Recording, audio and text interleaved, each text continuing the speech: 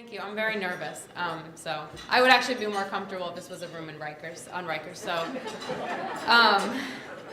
but I've had the great privilege to stand with innumerable young people who, when they've nervously stood in front of a crowd to read their writing for the first time. So I'm gonna try to embody their courage. And I actually, as soon as I was told I was going to be asked to give a speech, I thought I would read 2 poems to you of mine. So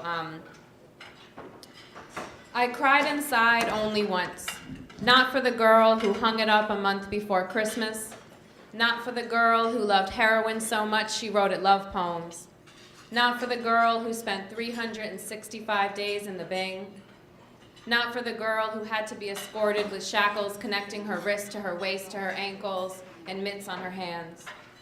Not for the girl who whispered Spanish poetry into a microphone in a jail gymnasium and curtsied when she was finished. Not for the girl whose grandma moved away and didn't leave a forwarding address. Not for the girl doped on mental meds who lifted her head occasionally to vomit a brilliant poem. Not for the girl I'd known on the street who begged me to take her home. Not for the girl who, not for the girl who hand-copied the poems I gave her and mailed them to her little brother. Not for the woman disfigured by fire who made drawings like photographs and jumped when I came up behind her. Not for the girl with my father's name who could not pronounce the crime she'd been convicted of. Not for the girl who slept with a teddy bear she made from a Rikers bedsheet. Not for the girl who's been inside half a decade and is still waiting for her first visit. Not for the woman my mother's age who asks me not to hug her when the guards are watching. Not for the girl who wrote the best poem I've ever read. Not for the girl who was sold for crack at age 9 and asked me if she was still a virgin. Not for the girl who couldn't find New York on a map. Not for the woman who told me she had her first good night's sleep in prison. Not for the pregnant girl I slipped apple Jolly Ranchers to on the low. And not for the girl with the sentence longer than the years I've been alive. I cried inside only once, not for any one of the girls, the women, but for all of us. Not for these places I've been, the people I've met, or the stories I've heard. No, I cried messy, inappropriate tears for the things that are too beautiful or too shameful to say. Kind of intense dinner.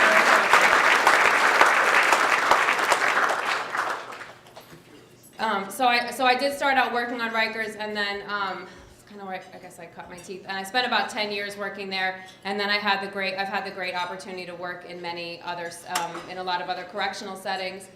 And then to grow Voices UnBroken, to also work with young people who've been removed from their homes and are in the foster care system.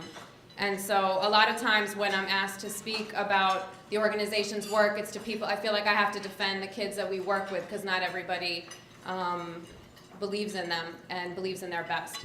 And so I've had the privilege to speak a number of times to people who are studying social work or who want to do this kind of work. And so I wrote the second poem for them.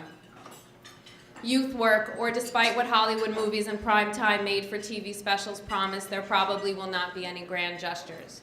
1. It is unlikely that a child who has been abused, abandoned, neglected, negated, traumatized, tortured, half-loved, wholly hurt, will collapse weeping into your arms, searching for solace. Instead, there might be a time when a child will cry rare, raw, overdue tears right there in front of you. And no matter how much training and experience you've had, no matter how desperately you want to say and do just the right thing, you will be uncomfortable, unprepared, unsure. You will likely make an unsatisfying gesture and stumble on some clumsily worded statements that you'll wish you could have written down first. There is just no right thing to say when a child has been done all wrong. 2. You will want the children who have been abused, abandoned, neglected, negated, traumatized, tortured, half-loved, wholly hurt to recognize how different you are, how much you want to help. You will want them to give you the benefit of the doubt. And even knowing that these are unrealistic expectations won't make it easier when there are justifiably angry children with fierce attitudes and unpleasant dispositions who will lash out at you in the same ways they have been lashed out at. Or scared, restless children who have had every tender place violated and have retreated to a space you'll never reach and they don't really want you in anyway. Or broken-hearted children whose wounds are so familiar and perhaps are so fresh and perhaps so familiar that you will be tempted to turn away from them or rest your own story at their feet in a way that would likely do more harm than good.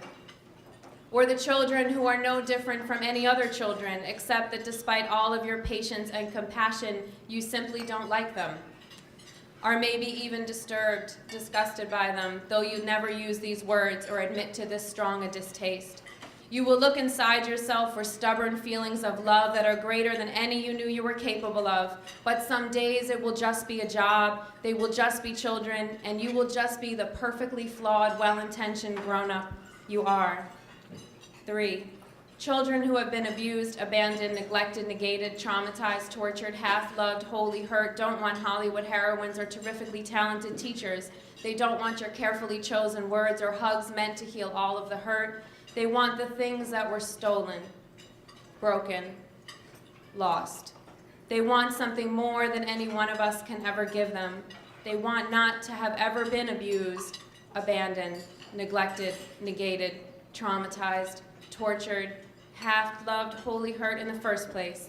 They want to be appreciated, accepted, noticed, nurtured, taken care of, treasured, loved. We all want to be whole.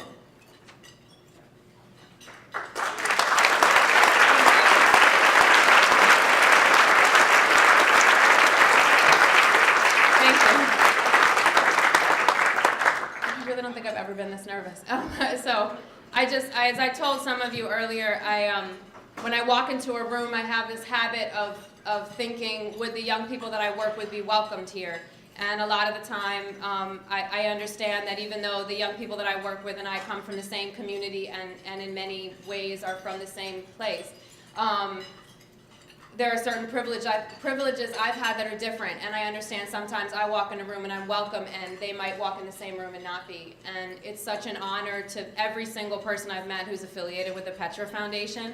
I have felt like our individual people and make up a community that would welcome them.